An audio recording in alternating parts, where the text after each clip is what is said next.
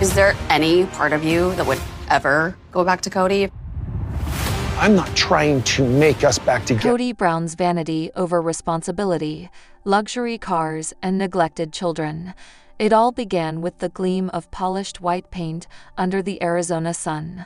A Lexus convertible, pristine, sleek, and unmistakably luxurious, glided down the quiet suburban streets. To the casual observer, it was a status symbol, an emblem of success, a man enjoying the fruits of his labor. But behind that car was a darker story, one that highlighted the stark misalignment between image and responsibility in the life of Cody Brown. While he flaunted this vehicle, his children were left navigating life without basic health care, traveling in worn-out minivans, and waiting for the attention they desperately needed from a father who had placed vanity above duty. The overarching theme here is a disturbing moral imbalance. Cody's obsession with luxury, appearances, and impressing Robyn Brown consistently outweighed his parental responsibilities. The vehicle wasn't merely transportation, it was a symbol of misplaced priorities, an instrument of personal gratification, and a visual statement designed to assert dominance and desirability in the family hierarchy.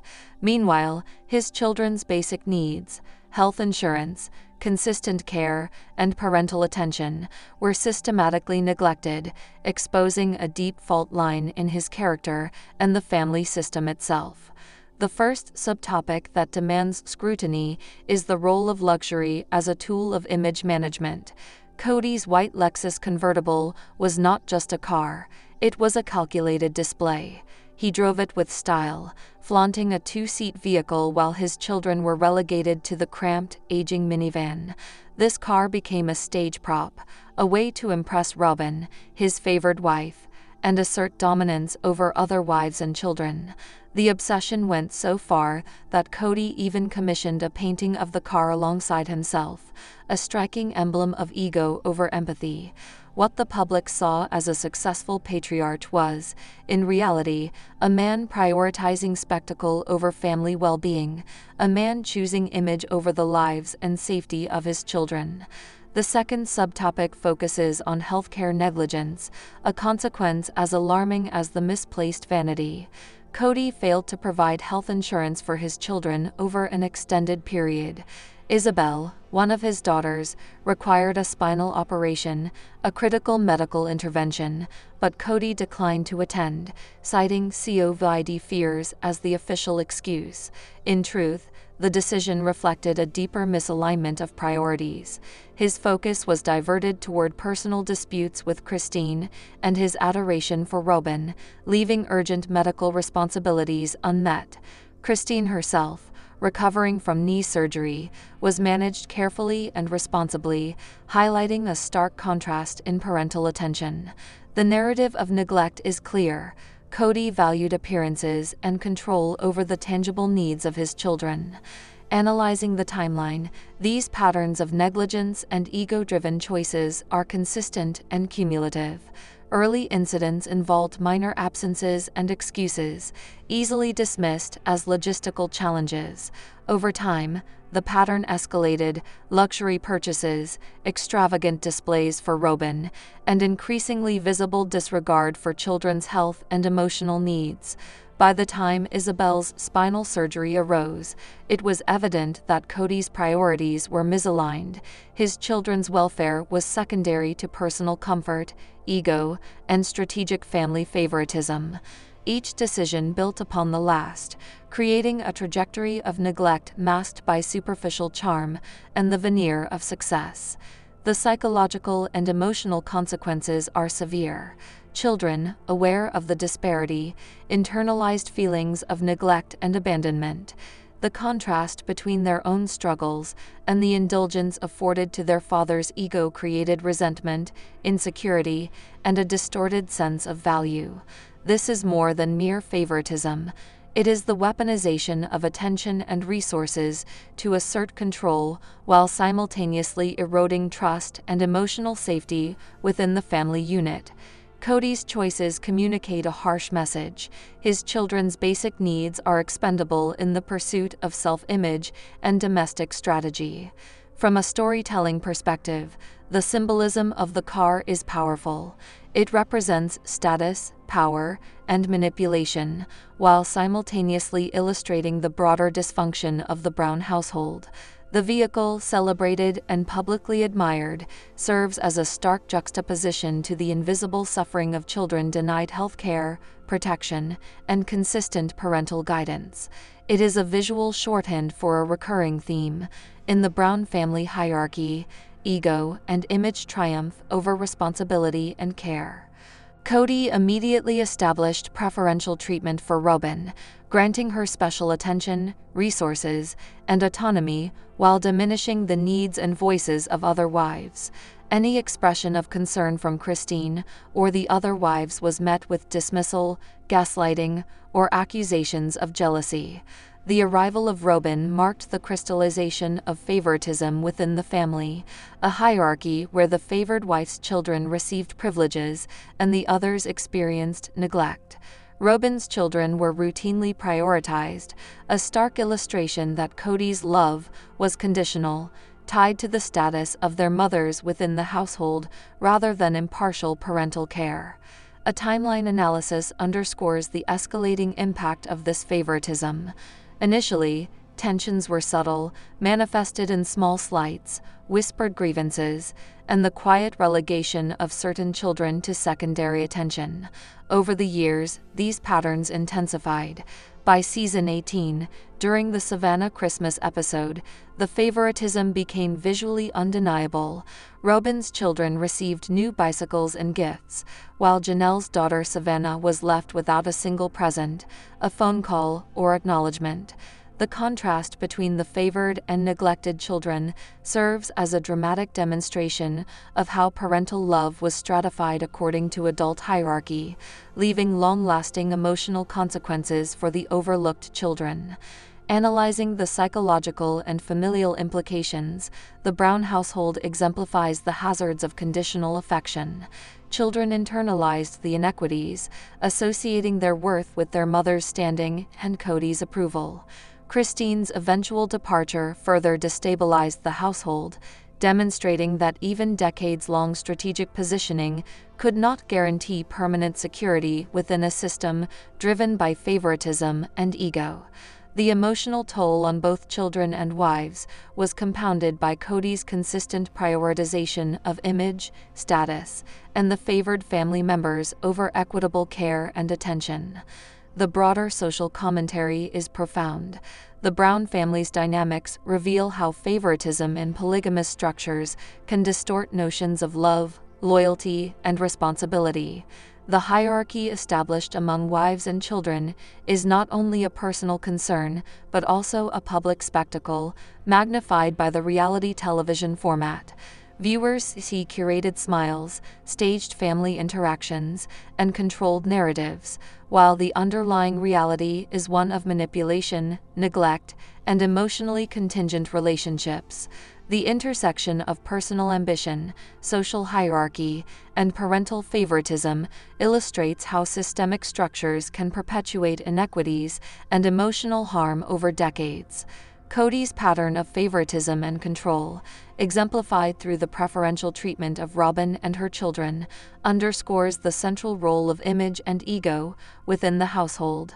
Every decision, every allocation of resources, and every act of acknowledgement or neglect communicates a deliberate message: who is valued, who is expendable, and who holds power within the domestic hierarchy. The narrative of Savannah's neglected Christmas gifts is emblematic, a small incident that encapsulates years of systemic favoritism, emotional manipulation, and parental imbalance. In storytelling terms, the trajectory from Christine's initial pursuit, through decades of conditional marriage, to her eventual departure, provides a clear arc of power, ambition, and emotional consequence. Robyn's arrival functions as a catalyst, intensifying the pre-existing hierarchy and exposing the vulnerability of the other wives and their children. The combination of personal ambition, parental favoritism, and public spectacle constructs a compelling, yet tragic narrative that illustrates the dangers of combining polygamy, ego, and reality television into a single household ecosystem. Examining Cody's behavioral pattern, it becomes clear that his love and attention were not universal, but allocated strategically to reinforce his control and reward compliance. Christine's courage to leave after decades of marriage exemplifies an act of agency against a patriarchal and hierarchical system, yet the fallout affects every layer of the family, highlighting the enduring consequences of favoritism, neglect, and the prioritization of ego over equitable parental care. The children, conditioned by decades of unequal treatment, face long-term challenges in understanding their worth independent of adult alliances and favoritism. Cody Brown's true colors: neglect, favoritism, and a family in ruins. It began quietly, almost imperceptibly. A legal document here, a harsh word there, small slights that accumulated over time. For Mary, Janelle, and the other wives of Cody Brown, life under his rule was a slow erosion of dignity, a series of emotional betrayals camouflaged by the public facade of family unity. Mary, once cherished, was legally divorced and demeaned for having just one child. Janelle faced pressure to remove her sons from her own home, a manipulation designed to consolidate Cody's control and elevate Robyn as the undisputed favorite. Every gesture, every interaction, was calculated to reinforce a hierarchy where only Robyn was worthy of love, attention, and privilege. The broader theme here is a chilling portrait of narcissistic favoritism in a polygamous household. Cody's obsession with image, ego, and control transformed the family from a network of mutual support into a theater of manipulation, a circus where emotional abuse, neglect, and strategic cruelty became the primary acts. The suffering of his other wives and children underscores the systemic imbalance, revealing how one individual's self-interest can devastate an entire household over decades. The first subtopic to consider is the targeted oppression of his other wives.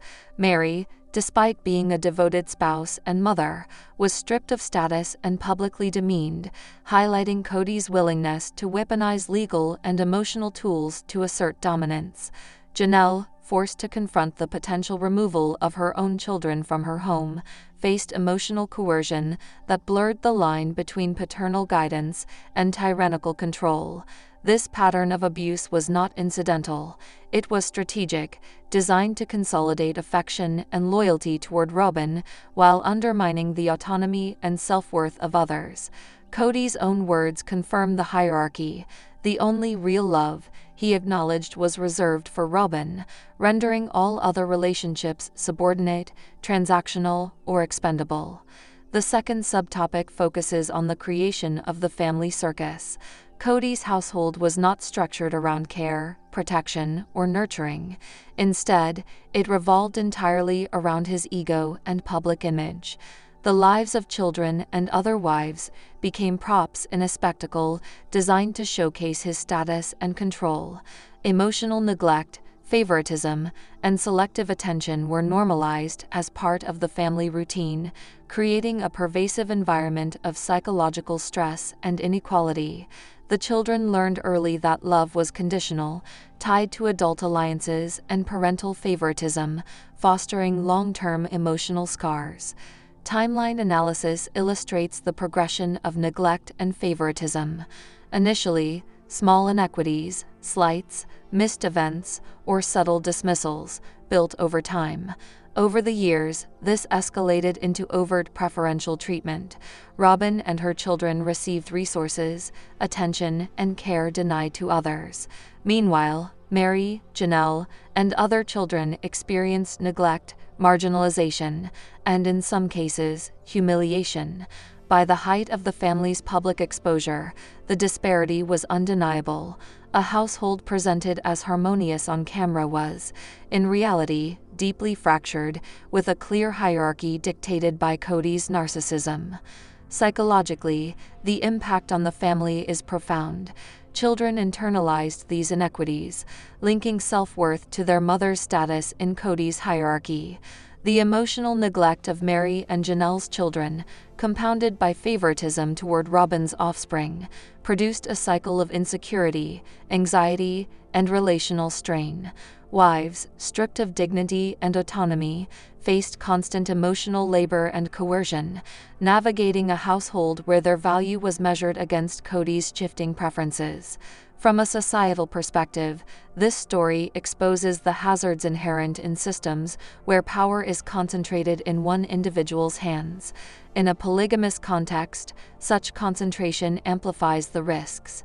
Favoritism becomes systemic, neglect is rationalized, and the public image is carefully curated to mask dysfunction. Cody's self-interest, manipulation, and selective love highlight how personal narcissism can become a structural force, shaping family dynamics, emotional health, and social perception over decades. Cody's behavioral patterns underscore the centrality of ego and control. Every act of neglect, every instance of favoritism, every slight directed at Mary or Janelle reinforced his desired narrative. He alone dictated the hierarchy of love, attention, and privilege. Robyn's elevation was not incidental. It was a tool, a reward, and a marker of his authority. The rest of the family became spectators, coerced participants, and collateral in a system where personal gratification trumped responsibility. The dramatic climax of this narrative emerges in the emotional consequences of sustained favoritism and neglect. The broader societal implications are equally striking.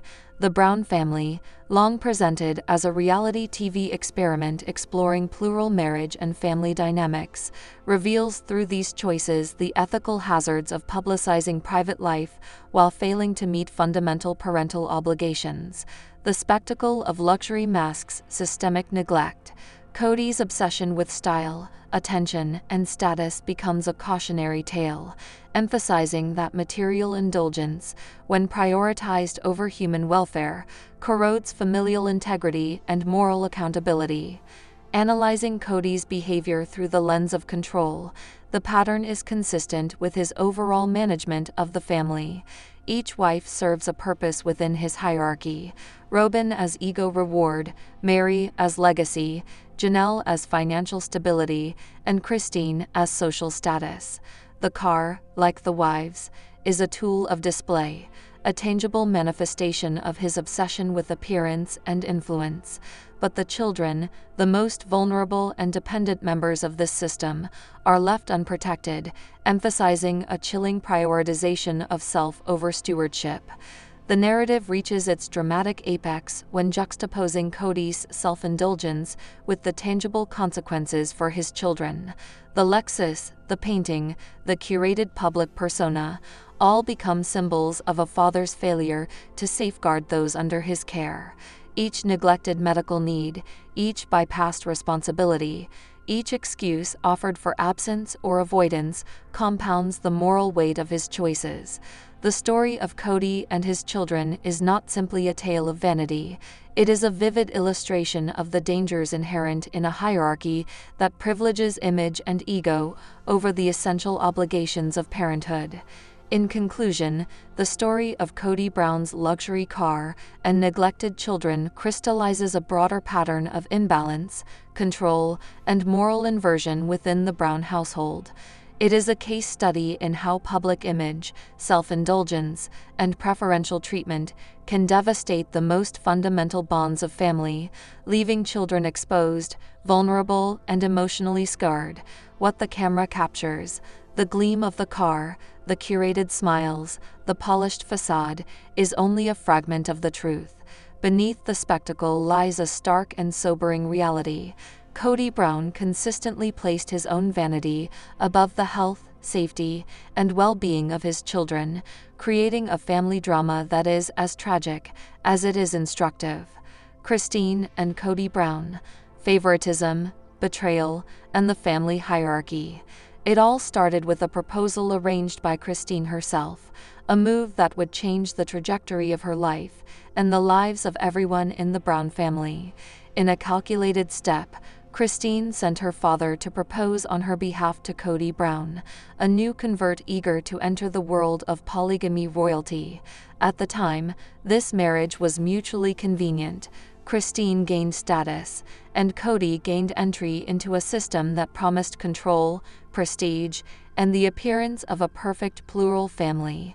Yet behind this seemingly strategic union lay the seeds of long-term emotional turmoil, manipulation, and favoritism that would reverberate for decades. The overarching theme of this story is the intersection of personal ambition, control, and parental favoritism within a polygamous system. Christine's initial pursuit of Cody demonstrates the transactional nature of relationships in this household, where desire, ambition, and convenience often outweigh emotional connection. Cody's eventual claim that he was never genuinely attracted to Christine, despite their 30-year-long marriage, only underscores the performative element of their union, a marriage maintained more for appearances and hierarchy than mutual affection. The dramatic twist comes when Christine finally leaves, exercising agency that Cody cannot accept, revealing the fragile power dynamics hidden beneath decades of control and manipulation. The first subtopic that demands attention is Christine's proactive approach to marriage. Unlike traditional narratives of courtship, Christine orchestrated the union herself, enlisting her father to propose, a decision that positioned her advantageously within the polygamous structure. While Cody gained a compliant wife who would bolster his presence within the family, Christine secured status and a home within a powerful household. This initial move set the stage for decades of tension, as both partners navigated a complex mix of obligation, convenience, and strategic positioning. Over time, the emotional disconnect became evident, culminating in Christine's eventual decision to leave, a move that upended the family hierarchy and exposed vulnerabilities in Cody's authority. The second subtopic is the arrival of Robyn Brown, a development that fundamentally altered the family dynamic. Robyn entered the household with financial liabilities, yet her influence extended far beyond monetary considerations. Mary and Janelle's marginalization, compounded by the children's inequities, created a household rife with resentment, insecurity, and mistrust. Cody's narcissism transformed everyday family life into a performance, where appearances masked the deep structural failures of care, equity, and respect. The spectacle may impress viewers on camera, but behind the scenes, emotional damage was mounting, a silent crisis invisible to the casual observer, but undeniable to those living it. In storytelling terms, the arc is clear. A family initially united in structure and shared experience becomes fractured by ego, favoritism, and manipulation. Cody's choices, divorcing Mary, pressuring Janelle, and elevating Robyn, illustrate a consistent pattern of control. The consequences cascade through generations, impacting children's emotional development, wives' sense of autonomy, and the family's capacity for cohesion. The circus metaphor is not hyperbole. It captures the performative, controlled, and self-serving nature of Cody's leadership, where entertainment, image, and ego eclipsed basic moral and parental responsibilities. Analyzing the broader context, this narrative serves as a case study in how favoritism, narcissism, and systemic imbalance operate in polygamous households. The lessons are stark. Centralized control, selective affection, and ego-driven manipulation can devastate familial bonds, distort perceptions of love and loyalty, and leave lasting psychological scars. Cody Brown emerges as a figure whose actions, while publicly performative, have tangible consequences. The emotional and relational well-being of wives and children systematically subordinated to personal gratification. In conclusion, Cody Brown's treatment of Mary, Janelle, and other family members, contrasted with the preferential elevation of Robyn, paints a portrait of a patriarch whose narcissism, manipulativeness, and selfishness have left an indelible mark on the family structure. The spectacle of his household, curated for public consumption, masks a deeper reality of neglect, coercion, and favoritism. His legacy, at least within these dynamics, is not one of nurturing or leadership, but of strategic emotional manipulation and the construction of a family hierarchy entirely centered around his ego. The camera may capture smiles, staged harmony, and festive gatherings, but beneath the veneer lies a truth far more unsettling: a family divided, a patriarch enthralled with self-image, and the silent suffering of those left in the shadows. Thanks for watching. Please subscribe my channel.